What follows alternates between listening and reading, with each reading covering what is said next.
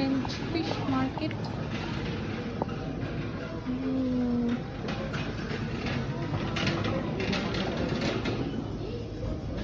কি সুন্দর করে সাজিয়ে রেখেছে।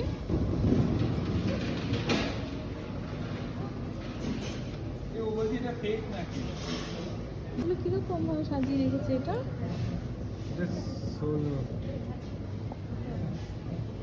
ওই যে ক্র্যাবটা ক্র্যাবটা দেখি। মানে এগুলো সব রিয়েল কিন্তু ফেক নয়। ধরে না, ডোন্ট টাচ।